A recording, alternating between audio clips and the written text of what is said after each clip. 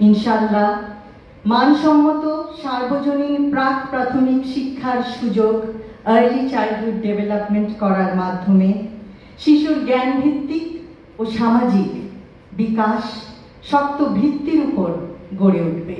মাননীয় প্রতিমন্ত্রী ফরহাদ হোসেন আজাদ, মাননীয় প্রতিমন্ত্রী ব্যারিস্টার ফারজানা শারমিন, সম্মানিত সচিব মহিলা ও শিশু বিষয়ক মন্ত্রণালয় ইয়াসমিন পারভিন, সম্মানিত অতিরিক্ত সচিব শিশু ও সমন্বয় শবনম মুস্তারি, সম্মানিত মহাপরিচালক মহিলা বিষয়ক অধিদপ্তর শায়লা শারমিন জামান, সম্মানিত কেয়ার গিভার বৃন্দ, স্নেহের শিশু কিশোর ভাই ও বোনেরা, সম্মানিত সুধী, আসসালামু আলাইকুম। প্রথমেই শ্রদ্ধা ভরে স্মরণ করছি শহীদ রাষ্ট্রপতি জিয়াউর রহমান ও আপসীন দেশনেত্রী বেগম খালেদা জিয়াকে। বাংলাদেশে মোট জনসংখ্যার 50.58% নারী, প্রায় 90.42 মিলিয়ন। মোট জনসংখ্যার 28.36% এর বয়স 0 থেকে 14 বছরের মধ্যে। আমি স্কুল শিক্ষার্থী থাকার সময় আমার একজন শিক্ষিকা ছিলেন। তার শিশুকন্যাকে বাসায় একা রেখে তিনি প্রাইভেট টিউশন শিক্ষকতা করতে যেতেন স্কুল আওয়ার্সের পরে। শিশুটি অত্যন্ত বিরল ছিল। সে হয়তো নিজেই নিজের খেয়াল নিত। একদিন মিসকে আমরা আমাদের যানবাহনে তার বাসায় পৌঁছাতে যাই। আমার এখনো মনে পড়ে সেই শিশুটির চোখ যখন সে জানালার গ্রিল ভেদ করে আমাদের দেখতে চাইছিল।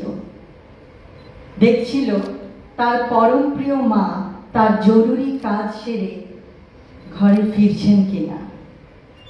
শত ক্লান্ত হলেও তিনি আদরে সযত্নে শিশুকে কাছে টেনে নেবেন।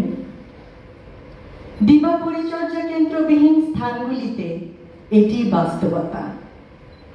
হয়তো পরিস্থিতির কিছুটা উন্নতি হয়েছে, কিন্তু সংসারের খরচ চালাতে হিমশিম চাকুরিরতা মা এক্ষেত্রে নিরুপায়।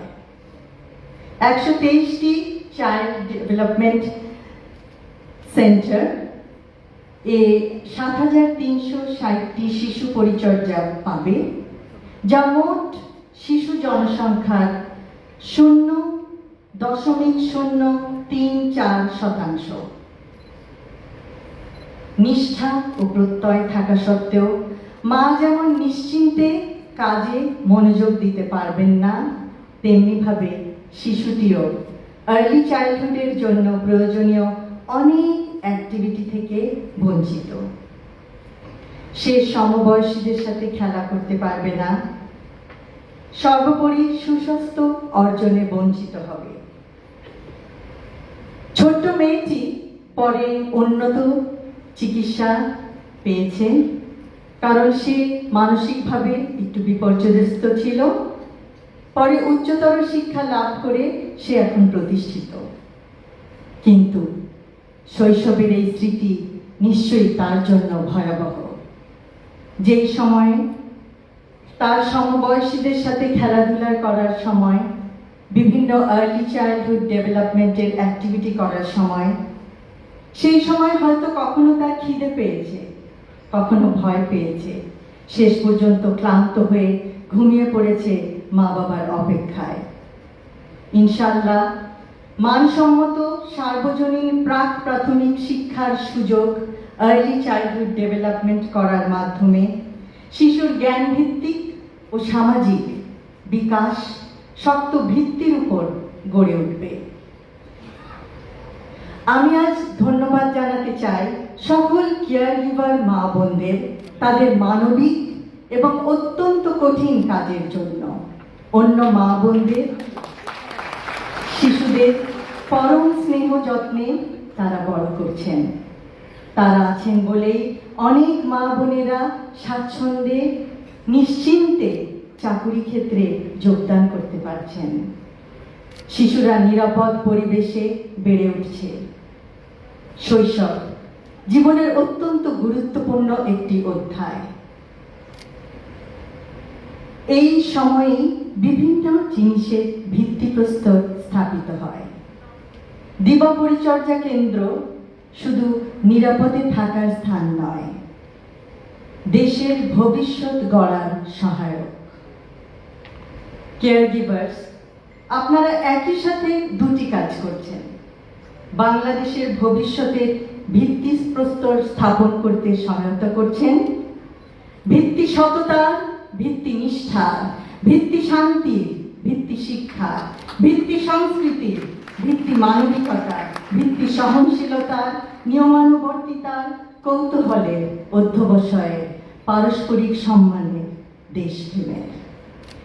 বিরাট নারী জনসংখ্যাকে বেকারত্বের বোঝা থেকে পরিত্রাণ দিচ্ছেন। পরিশেষে এই সুন্দর, সুপরিচালিত, সুপরিকল্পিত দিবা যত্ন কেন্দ্র পরিদর্শনের জন্য এবং কেয়ার গিভারদের সাথে সাক্ষাতের জন্য আমন্ত্রণ করায় সমাজ কল্যাণ, মহিলা ও শিশু বিষয়ক মন্ত্রণালয়কে বিশেষ ধন্যবাদ জানাচ্ছি। শিশুর প্রারম্ভিক যত্ন ও বিকাশের সেবা যত্ন কেন্দ্র সারা বাংলাদেশে ছড়িয়ে পড়ুক। সকলকে ধন্যবাদ। আল্লাহ হাফেজ।